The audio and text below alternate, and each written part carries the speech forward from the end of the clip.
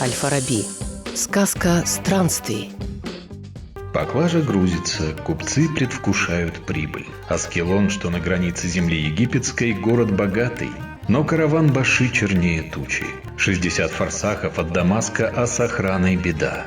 Скрутила их хворь неизвестная. Других-то так скоро и не найти. И попутчиков всего 2. Заплатили, правда, немного, но и вещей у них только котомки за плечами. Один лет 40, а второй совсем старик, хотя с виду крепкий. Они еще не знают, что этот путь для многих станет последним. Его называют странствующим ученым. Большую часть своей жизни, ну или, по крайней мере, половину, Аль-Фараби провел в дороге. Почему? Что заставило его все время менять города и страны? Он написал свыше 100 трактатов и почти ничего о себе, своей биографии не оставил, как это сделали некоторые его современники. Странно, но ученики Аль-Фараби почему-то тоже о жизни учителя не написали. Нам остались только легенды. Что же такого случилось в его жизни? Как и когда началась его сказка странствий? Где искать утраченную мудрость? Ученые ездили по свету в поисках знаний. Что вынудило Аль-Фараби покинуть родные края? Ореол таинственности вокруг его странствий. И каким был последний путь учителя? Вот это могила Аль-Фараби. Кто он? Паломник знаний или изгнанник? Тайна всей его жизни, о чем он так и не рассказал. Аль-Фараби. Сказка странствий. Глава 1. В поисках истины. Я искатель знаний. Я не араб, не иудей, не сириец и не перс. Я тюрк из племени кипчаков. Мое имя Абу Наср Мухаммед ибн Мухаммед из города Фараба. Ануар Алимжанов. Возвращение учителя. Просвещенная эра мусульманства. Ищите знание, даже если оно в Китае. Так говорится в одном из хадисов. И новая религия, ислам и торговые пути расширяли масштабы путешествий и масштабы научные. К X веку в Центральной Азии сформировалось, скажем так, движение кочевых последователей науки. Отправиться в путь, чтобы послушать известных ученых – это чуть ли не обязательный ритуал каждого, кто хочет познать вечную мудрость. Ученые ездили по свету в поисках знаний. Еще в начале IX века сын легендарного правителя Харуна аль-Рашида, халиф аль-Мамун, основал в Багдаде Дом мудрости, этакая научно-религиозная академия, и призвал ученых со всех уголков халифата, пообещав им хорошую оплату и все условия – богатую библиотеку, академию, переводческое отделение и множество астрономических обсерваторий. Многие пришли. Выбрать для себя цели, искать материалы, исторические материалы, учиться. Однако и до призыва Аль-Мамуна по городам и весям, богатейшей в то время империи, передвигались странствующие мыслители в поисках утраченных знаний. Из Центральной Азии. Они приезжали и учились там в Каире, Александрии, Багдаде и Дамаске, и, может быть, обратно приезжали домой. Любопытство, перспективы исследований, в конце концов, поиск богатых покровителей руководили ими, а способствовал тому Великий Шелковый путь. Этой улице, по которой вот я сейчас иду, более 1000 лет. Называется она «Старые ворота». Дело в том, что когда-то вот именно по этой улице как раз и проходили те самые караваны Великого Шелкового пути. Китай – родной город Махмуда Кашгари. Он во многом был последователем Аль-Фараби, и его тоже называли странствующим ученым. Древняя улица и дома, построенные по древнему принципу. Это саманная стена, в основном из матрицы. Это такой вид почвы. Мы ее называем матрица. И соломы. Солома скрепляет стену, делает ее лучше.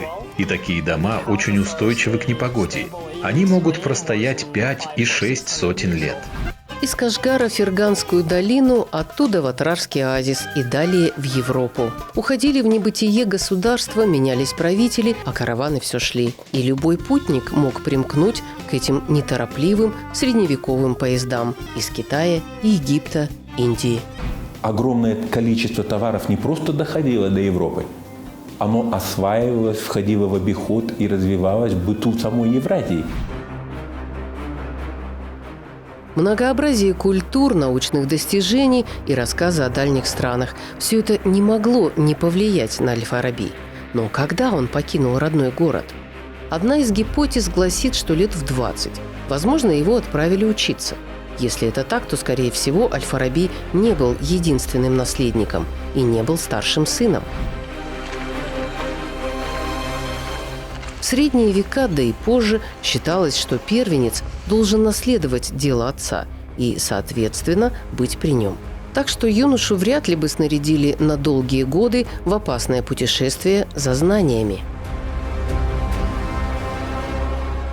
Все-таки для нас интересно, какова была конечная цель этого путешествия. Самая вероятная цель – Багдад, там, где процветали дома мудрости. А первым городом после Атрара, видимо, стал Ташкент. Тогда он назывался Шаш. Ну а затем Самарканд и далее. Бухару, затем в Ирак, в Сирию. Но есть упоминание, что впервые Аль-Фараби появился в Багдаде, когда ему было уже 50 с лишним лет. Отсюда версия другая. Он прожил в Атраре примерно лет до 40, а то и больше. Работал кади, судьей, вершил правосудие согласно шариату. Это была статусная и хорошо оплачиваемая должность. Подобные назначения мог делать только халиф. Однако ученый якобы увлекся чтением книг, оставил дом, работу и ушел в поисках знаний. Могло ли такое быть? Фараби не случайно уехал из Атрара. Здесь было бы все. Он бы понял, что можно достичь, так сказать, совершенства в науке здесь, он бы здесь остался.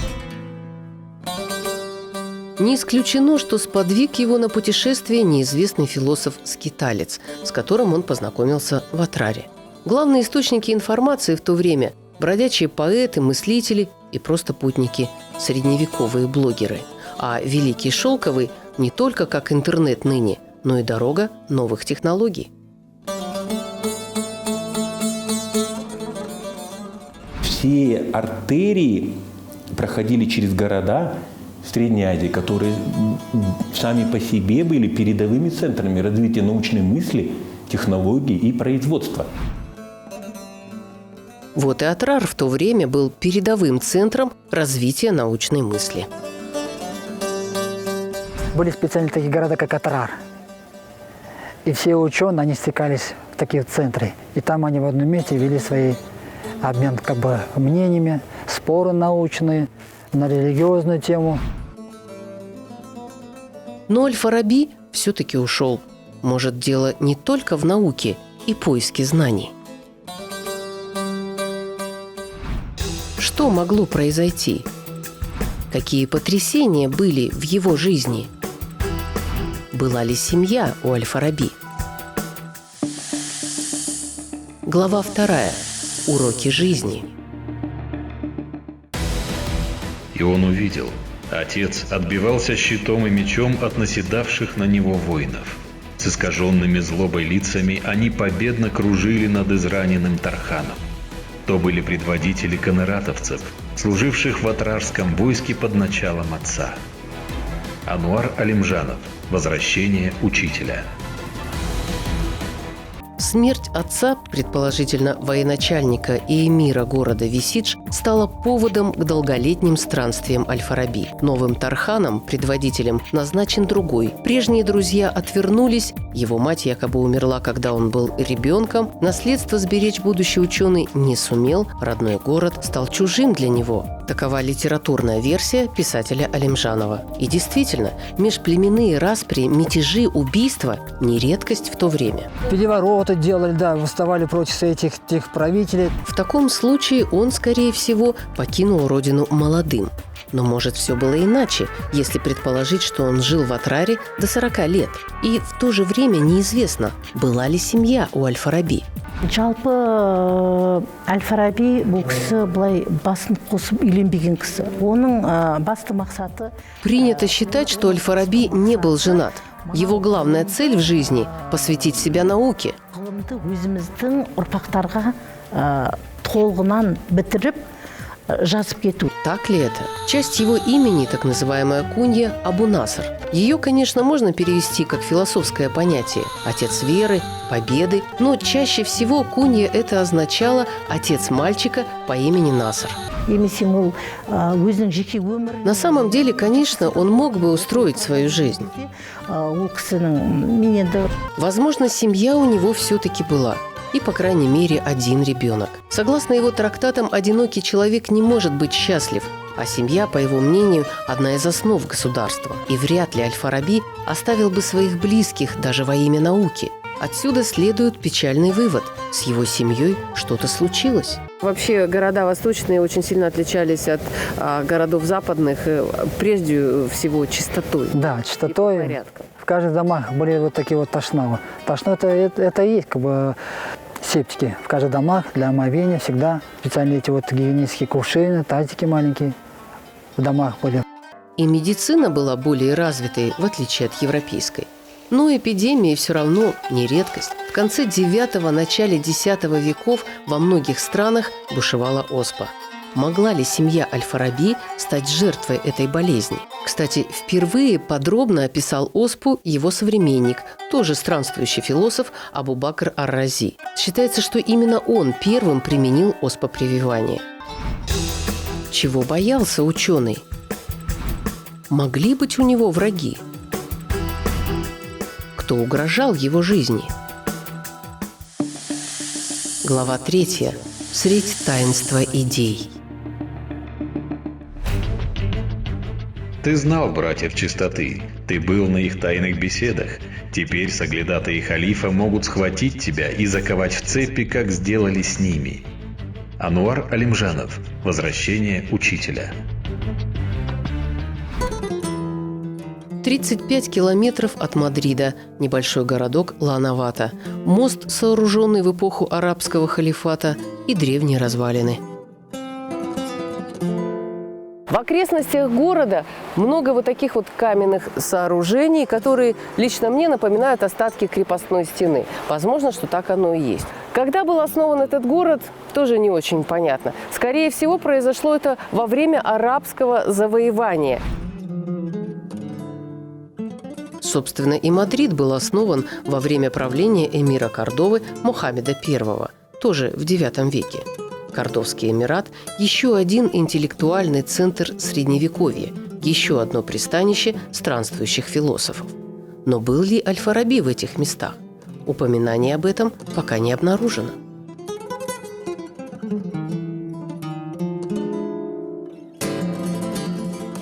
В библиотеке города Эль-Эскориаль, очень известная библиотека, были найдены до этого неизвестные труды известного просветителя, ученого Аль-Фараби. Это тоже исторические факты. Кто знает, может быть, в испанских архивах хранятся и другие подобного рода документы. Известно, что арабская Андалусия славилась своей терпимостью, относительно, конечно, и к другим религиям, и к инакомыслию. К примеру, трактаты загадочных братьев чистоты пользовались здесь большой популярностью. Это было тайное мусульманское научное сообщество. Братья верили в торжество науки и справедливости в виде идеального государства добра. Воззрения их во многом совпадают с Аль-Фараби, в частности, с его трактатом о добродетельном городе. Идея состоит в том, что будет образовано такое гуманное государство. По некоторым данным, братья считали себя его учениками, а может, были ими в действительности. Какие были связи у Аль-Фараби с членами этой таинственной организации, непонятно. Про нее вообще мало что известно, даже когда и где она была создана. Предположительно, в Басре на рубеже IX и X веков. Чистые братья действовали подпольно и были крайне осторожны. Нынче ересь казнят, нынче льется кровь карматов и братьев чистоты. Знаешь ли ты, что Абу-Бакр ар-Рази казнен в Рее по приказу самого халифа? Я был в Рее после его казни, ответил Абу-Наср. Ануар Алимжанов. Возвращение учителя.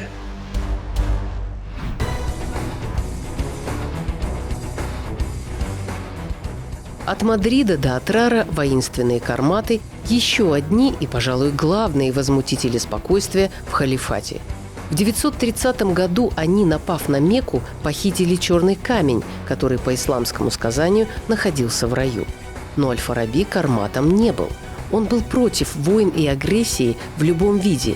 Полагал, что люди, как существа разумные, должны жить в мире.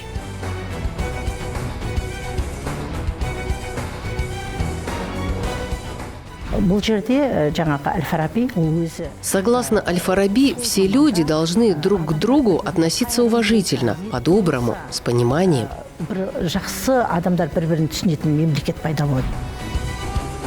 Философия Аль-Фараби – это гимн человеку, вера в его добродетельное начало. Но, судя по некоторым высказываниям ученого, ему самому довелось видеть немало горя и несправедливости. Часто люди, охваченные гневом, стремясь убийством утолить этот гнев, убивают не тех, кто разгневал их, а тех, кто к этому не причастен. Аль-Фараби. Поэты и ученые, конечно, в чести, точнее в тренде того времени. Многие не то что халифы, просто эмиры городов считают обязательным иметь их при своем дворе.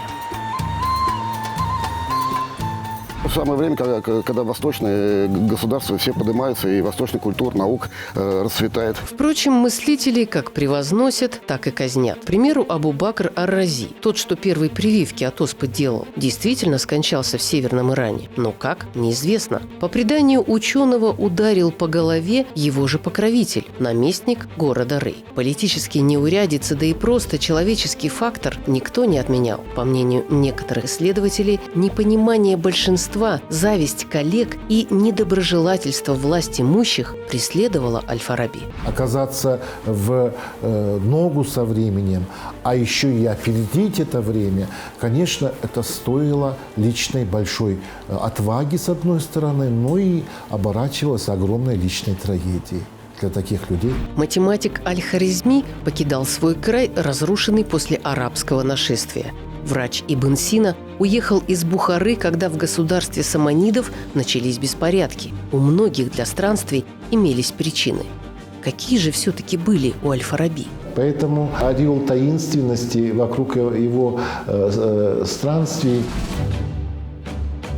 По приказу нового шаха саманидов книга была отнята у него. Абу-Наср не знал, чем закончится тот день. Казнью на площади или ослеплением. Или вновь поведут в темницу, или же просто отхлестают плетью и прогонят вон. Книга, за которую он чуть не поплатился жизнью. Ануар Алимжанов. Возвращение учителя. Но это всего лишь художественный вымысел. Может, Аль-Фараби действительно бежал из родных мест, то ли от тоски, то ли от преследований, но, видимо, истина так и останется тайной. Хотел ли он вернуться на родину? Каким был его последний путь? И где находится его могила? Эпилог. Искатель счастья. Кто же он ныне? Искатель истины или уставший человек, скитающийся в поисках тихого, мирного уголка на земле? Искатель своей родины? Ануар Алимжанов. Возвращение учителя. Бухара, Багдад, Каир, Алеппо, Александрия – все города не перечислишь. В скитаниях своих философ ранее человек зажиточный нередко сильно нуждался. Согласно преданию, когда ему не на что было купить горсть фиников или кусок лепешки, он шел на бойню и пил свежую кровь животных. Жил во многих городах, прославился как крупный ученый, оставил много очень трудов. Известно, что в Дамаск он прибыл в 941 году и какое-то время работал садовником, пока ему не стал покровительствовать эмир Алеппо. платил всего 4 дирхама в день. Но придворным ученым Аль-Фараби не стал. В отличие от многих странствующих коллег, он так и не вернулся на родину. И не похоже, что туда стремился. Искатель истины, миролюбивый, скромный, загадочный, прожил долгую жизнь – около 80 лет.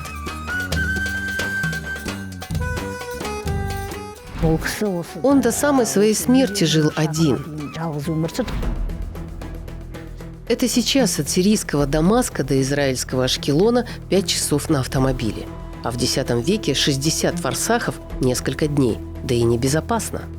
По одной из легенд, Аль-Фараби умер в пути, как раз по дороге в Аскелон, так его тогда называли, в декабре 950 года вместе со своим спутником, поэтом и учеником. Якобы их убили наемники эмира Алеппо, который был в ярости, что Аль-Фараби решил уйти от него. А потом эмир, раскаявшись, а может быть по каким-то другим причинам, вернул тело учителя обратно в Дамаск и сам читал над ним молитву. И там его похоронил. По версии, другой ученый погиб от рук грабителей караванов, когда отправился то ли в персидский город Шираз, то ли к эмиру в Алеппо. Но самое известное предположение, что он просто умер от старости. В 950 году в Дамаске. Жил там, оставил много сочинений и умер. Похоронили его на кладбище у Малых ворот, там, где лежат жены пророка Мухаммада. Наше государство сделало памятник, сделало целый квартал, и фактически его должны были запустить до начала Сирийской войны. Вот это могила Аль-Фараби. Тут написано на арабском языке о его жизни и деятельности. Среди его многочисленных трактатов книга о достижении счастья. И оно в радости познания и радости общения, считал Аль-Фараби. Но вот был ли он счастлив сам? О чем мечтал для себя великий философ? Как понять, почему он выбрал этот путь? И нашел ли тот мирный уголок на земле, где его ждали? Мы должны выяснить, каким должен быть наш путь, чтобы наши действия были правильными, а аффекты наших душ такими, какими им следует быть. Аль-Фараби.